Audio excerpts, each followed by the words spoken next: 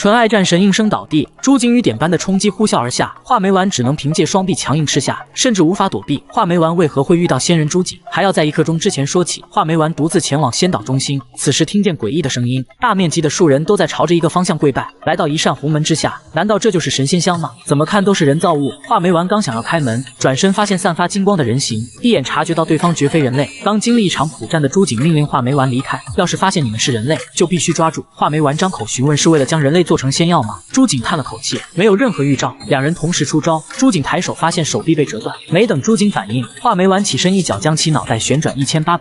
看到朱景极强的恢复能力以及远超体型的力量和速度，眼前的家伙就是仙人没错，当即使用火忍术将对方烧成了木炭。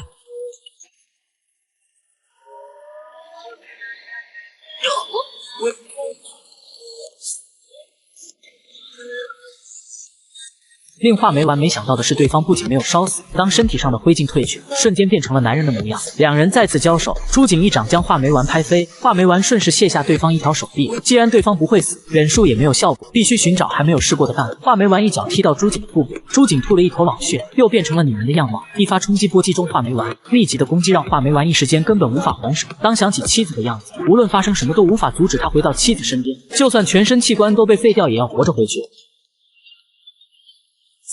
するならそれを上回るスピードで破壊する。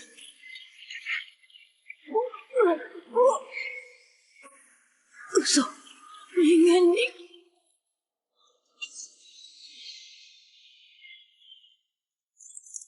拳拳到肉的力量将朱景强行分解，朱景面露鬼笑，身体不断长出鲜花，随着花苞绽放开来，完全变成了一具怪物。一发雷电将画眉丸击中，画眉丸重重砸向地面，反伤也随之而来，毫无反手之力，就被朱景缠绕举在半空，鲜血喷涌而出。画眉丸一记手刃斩断藤蔓，濒死之际，画眉丸燃尽身体，将藤蔓燃烧殆尽。朱景也使用雷电给予画眉丸最后一击，没突然出现释放保护罩，将画眉丸带离现场。隔天，蓬莱内部的一众天仙正在例行报告，最近登岛的人类异常凶猛，大量造神被杀死。菊花将这一切都怪罪于朱景监视不严，先是放走了海边遇到的人类，昨夜在门前与他人苦战，下一秒就击碎了朱景的脑袋，更是嘲笑朱景被对方打出了鬼师姐。随后连询问菊花是否将森林中遇到的人类处理掉，菊花表示自己将他们打成濒死状态扔进洞中，现在早已经变成养料了，连让菊花不要大意，既然能杀死门神，再加上昨晚令朱景陷入苦战的人类，说明此次登岛的人类绝非等闲之辈。接着将光酒分给天仙，喝下光酒的朱景瞬间恢复了人类的体态。与此同时，被扔进洞中的吊卫兵背着铜马从深洞爬出，